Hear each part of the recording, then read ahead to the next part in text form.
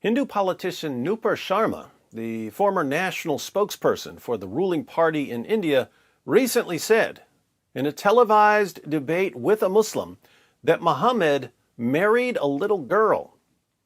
For stating this indisputable fact about the most obvious false prophet in history, Sharma was suspended by her party, and jihadis are threatening her and her family with rape and murder.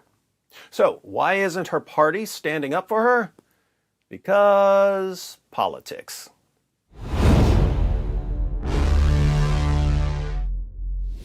Before we get into the facts of the Nupur Sharma controversy, let's talk about the elephant in the room: Muhammad's marriage to a prepubescent little girl. There are tons of passages about this in Islam's most trusted sources. Consider this hadith from Sahih al-Bukhari. We'll start with the chapter heading: Giving one's young children, not adults, giving one's young children in marriage is permissible.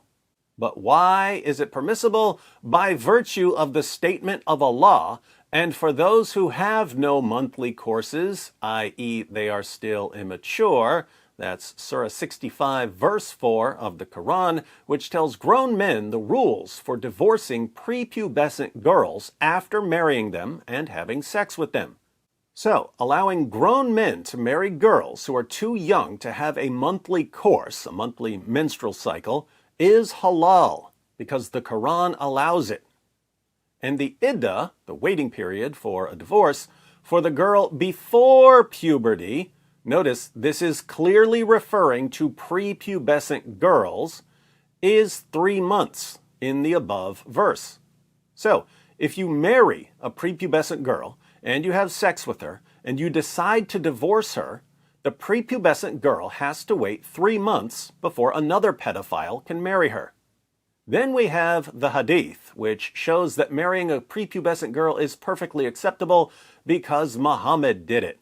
Narrated Aisha that the Prophet wrote the marriage contract with her when she was 6 years old, and he consummated his marriage when she was 9 years old, and then she remained with him for 9 years, i.e. till his death.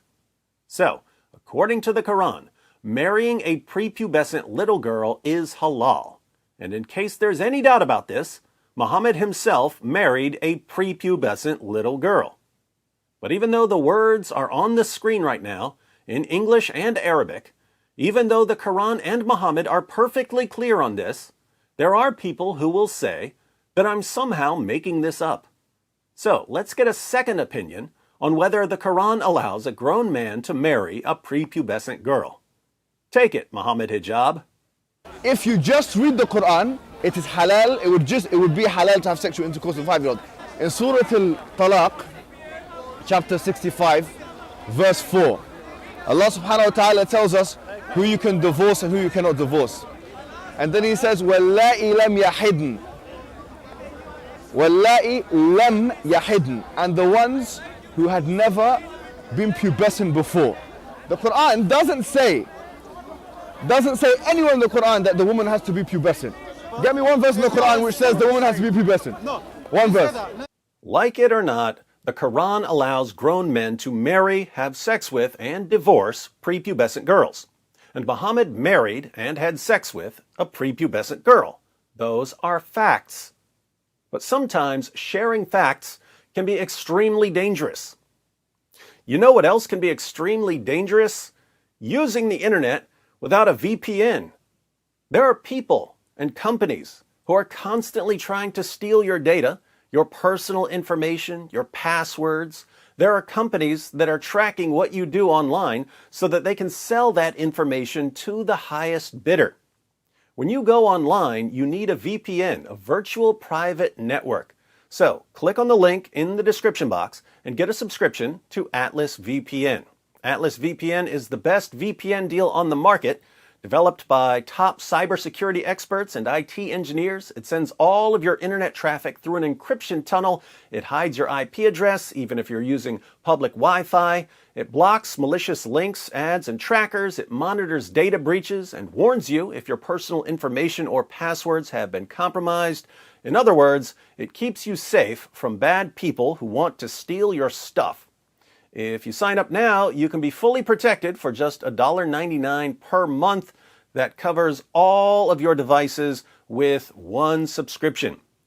So click the link in the description box, download the app, get a subscription, and turn it on.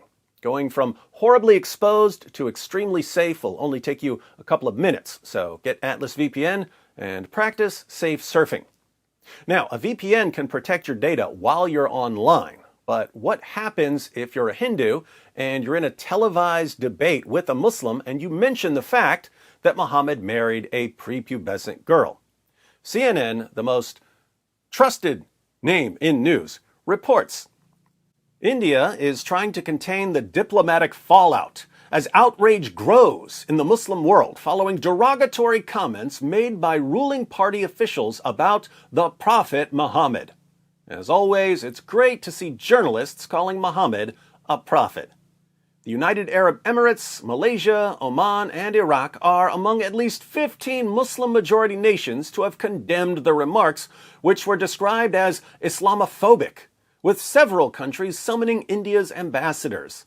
The incident sparked protests in neighboring Pakistan and prompted calls from around the region to boycott Indian goods.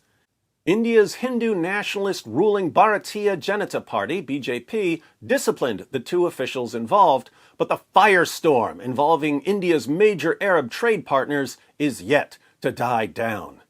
Nothing causes an international firestorm like stating basic facts about the most obvious false prophet in history. What caused the uproar this time? At the center of the controversy is Nupur Sharma, now suspended national spokesperson for the BJP, the party of Indian Prime Minister Narendra Modi. On May 26th, Sharma made comments during a televised debate on an Indian news channel about the Prophet Muhammad that were widely deemed offensive and Islamophobic. Most Indian news outlets have not directly quoted Sharma's original comments, even though her comments were completely factual. Sharma later withdrew her remarks and said it was never her intention to hurt anyone's religious feelings. On Twitter, Sharma said her words were a response to derogatory comments made during the debate about a Hindu god. If my words have caused discomfort or hurt religious feelings of anyone whatsoever, I hereby unconditionally withdraw my statement, she said. Here's Nupur Sharma's statement on Twitter. I've been attending TV debates for the past many days where our Mahadev, that's Shiva, was being insulted and disrespected continuously. It was mockingly being said that it is not a Shivling, but a fountain. A Shivling is a symbol of Shiva. The Shivling was also being ridiculed by comparing it to roadside signs and poles in Delhi. I could not tolerate this continuous insult and disrespect towards our Mahadev, and I said some things in response to it. If my words have caused discomfort or hurt religious feelings of anyone whatsoever, I hereby unconditionally withdraw my statement. It was never my intention to hurt anyone's religious feelings. Nupur Sharma. So, Nupur Sharma was in a debate. People were insulting her religious beliefs, and she responded by saying, in effect, if you really want to keep going with the religious insults, I could start talking about Muhammad's marriage to Aisha when she was 6, and Muhammad consummating the marriage when Aisha was 9. So do you really want to go down this road? And that was enough to produce an international uproar. Sharma was punished by the BJP. She and her family now need round-the-clock security because of all the threats she's receiving. Mobs are demanding that Sharma be arrested. Police filed a complaint about her. Jihadis are posting videos about beheading her. In response to violent protests, hundreds of people were arrested and some Muslim homes were demolished. Keep in mind, why is there an international uproar? Because a Hindu woman stated facts about Muhammad's relationship with Aisha. Notice, the response of Muslim leaders isn't, excuse me, but what you've said about Prophet Muhammad is false, and here's the evidence that proves you're wrong. The response of Muslim leaders is, We know that what you're saying is true, but you're not allowed to say it. Because you're a Hindu and we're Muslims, and we're not going to allow a Hindu to criticize our prophet. So, why isn't Nupur Sharma's party, the BJP, defending her? Because politics. India doesn't just have to deal with multiple religious groups within its borders. India has various relationships with countries around the world. India is one of the world's biggest importers of oil, and most of that oil comes from Muslim-majority nations. India also sends millions of workers to work in Muslim-majority nations, which sends money back to India. Indian leaders don't want to ruin their economy over some comments about Muhammad. So they had to throw Nupur Sharma under the bus. The BJP can't defend Nupur Sharma. But I can. And you can. So take a screenshot of the hadith I quoted in this video. I'll also put the hadith on my community page here on YouTube, as well as on Twitter. There's a link to my Twitter page in the description box. Take the hadith and let people know that even though Nupur Sharma has apologized for hurting people's feelings, and even though she's been punished, what she said was absolutely correct. And no amount of whining, no amount of intimidation, no amount of mob violence is going to keep us from telling the truth about the most obvious false prophet in history.